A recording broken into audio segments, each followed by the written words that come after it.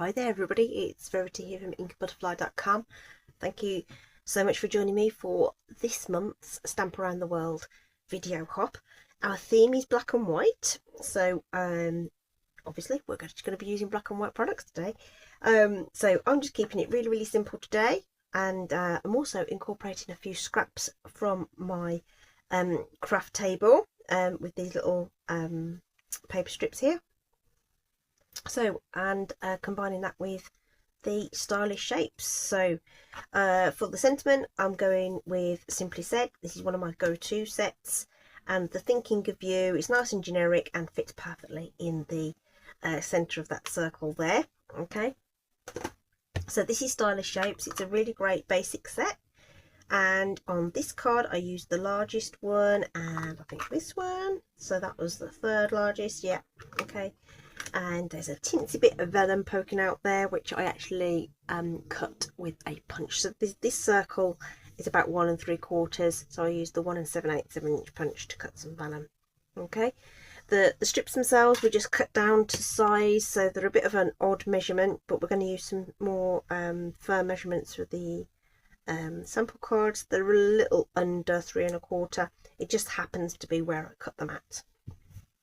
Okay. And width wise, I should probably give you, that's about, yeah, 3/8. I thought they were. So we've got more 3/8 of an inch strips here. These are also just scraps. These are actually the white packaging piece that you get in your designer series paper packs. So I cut that down, and we can use that to create the card today. Okay, so we're going to mix it up, and we're going to use the squares instead. So I've got the largest square and the second smallest one here, and I've already gone ahead and die cut those, and we're going to use some grid paper to help us line up everything. Okay, so here's my smallest square here. So I've ended up cutting a 1 3/4 inch square of vellum just on my paper trimmer to layer that up, so they're all ready to go, and we can heat emboss that afterwards once we've constructed this. So I'm just using the grid paper, and I've already sort of had to think about where I want this to go. So I've marked where halfway is, and then I've got 2 marks equal distance from there. Just use counting the squares.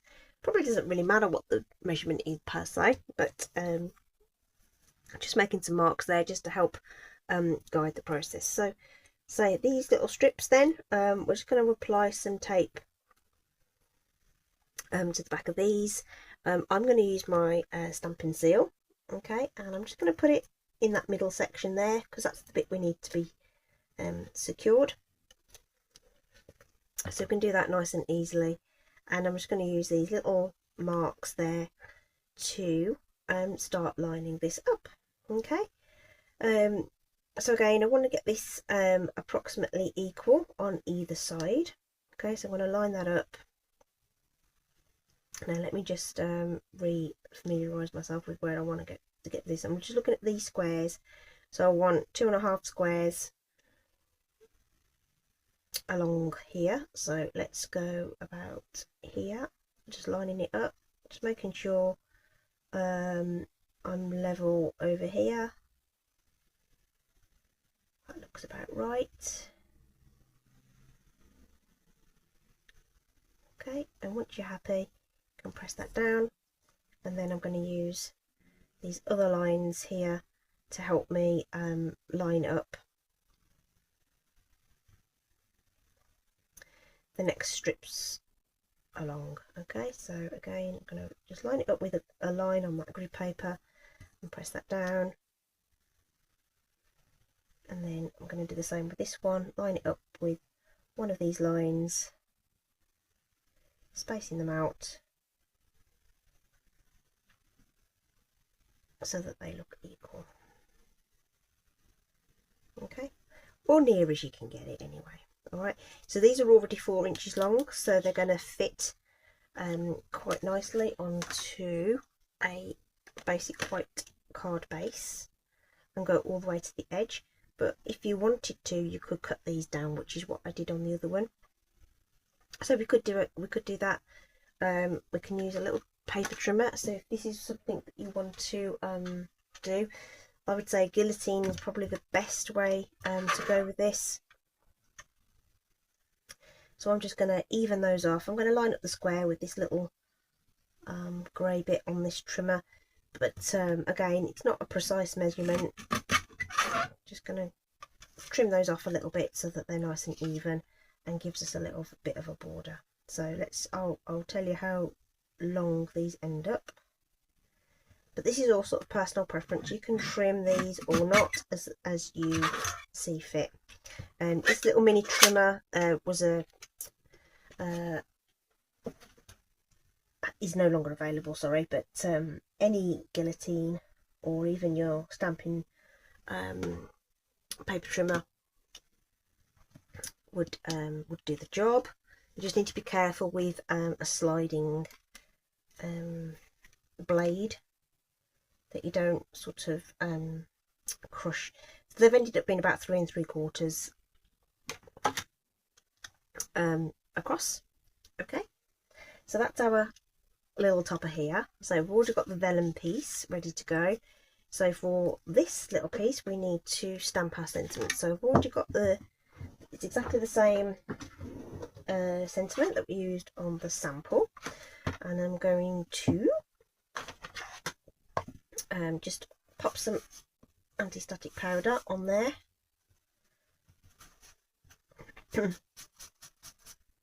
Like so. Just top off the excess. I'm actually going to do it offset in a diamond today as well, which will sort of emphasize that sort of nice shape that we've got there. And we're going to use white embossing powder. So we've got the opaque bright white in the set of 3. We get white, clear and black. So you could switch this in and invert it and make white circle and black card base if you want to. So loads of options.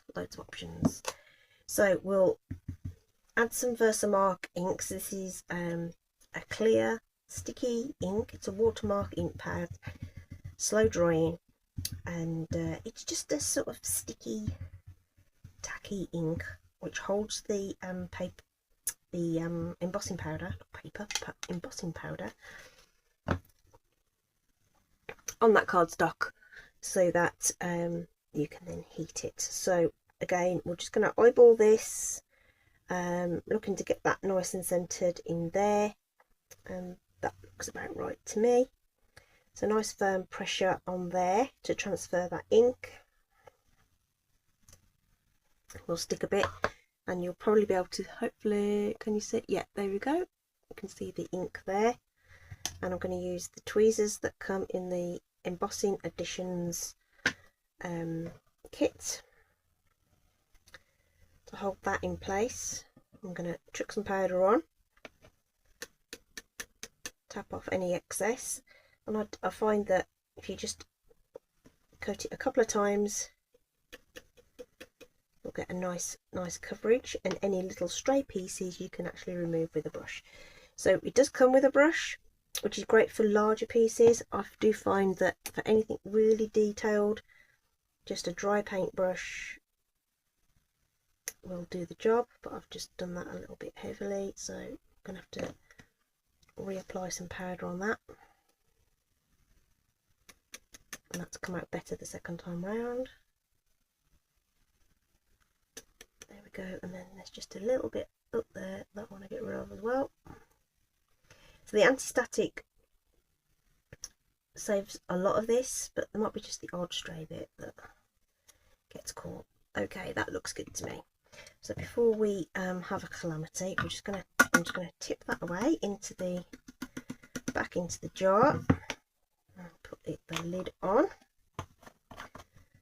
Okay, and then that all fits together all nicely in there. And we're going to do some heat embossing. So I'm going to heat this from the back, and it will go lovely, shiny, bright white. At the moment it looks a bit dull and it doesn't shine at all. okay, but once we heat it, it's going to go bright white and have a glossy effect. So this is going to be a bit loud, so you might want to mute the sound while I do that, but it won't take long, and I'll just warm that up first and bring it to the back of the die cut.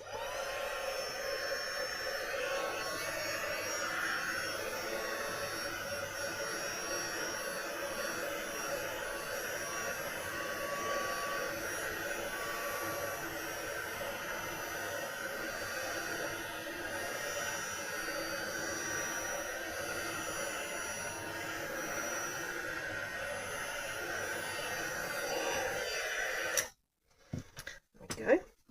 I was trying to watch it and see where it was shining in the camera, but I'm hoping you can now see that that's a much brighter white than it started out, okay, and just a little bit glossy.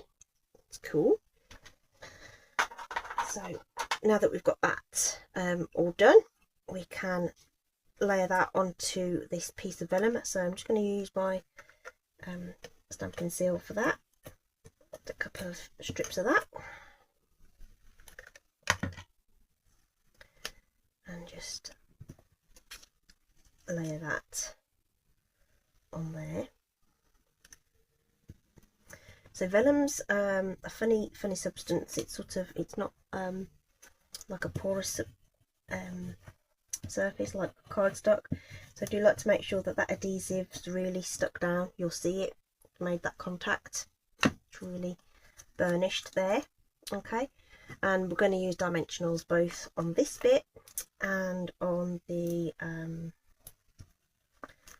that we're going to have to use 4, just to make sure that that's nice and secure. And we'll put some on this as well. Probably should have used the black ones. Oh well, there we go. Kind of forget I've got the black ones because they're great for dark card, but because they're tucked away there, I kind of forget. I just automatically reach for these ones. Right, let's get those all those dimensional backs off, and then it's very quick now. All we need to do is put this together and add our embellishments, and we're done. So this is a video hop. Please do I should have said that at the beginning. In this description there'll be links to everyone else's videos, so we've got Australians, Americans, Irish, all taking part today, and they will all have their own take on this theme of black and white. I had lots of ideas for this one. I like monochromatic cards, but they'll all be there in the description along with the products I've used today. Do check them out, like and subscribe. Right, to keep with the black theme, so on this one I used the rhinestones, but we could use the iridescent pearls, so let's do that just to have something different. We've changed the shape, let's change the embellishment, but keeping it, you know, within the same kind of vein. So I'm going to put one on the white. Ooh, where did it go? Oh, it's on there. One on the black, and then we'll pop another one up in the corner there, just to tie everything together.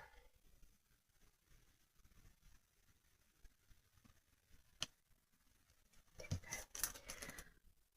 Lovely and simple today, and 2 versions along the same theme. Opportunity to use your scraps, and really simple and effective. And I think you know, you could give that to anybody of any age. So I hope you've enjoyed that, and it's given you some ideas on how you can make just some simple black and white cards. As I say, do check out the links and enjoy the rest of the video hop. Thanks so much for joining me. I hope you're staying safe. Do take care, and I will see you again soon. Bye bye.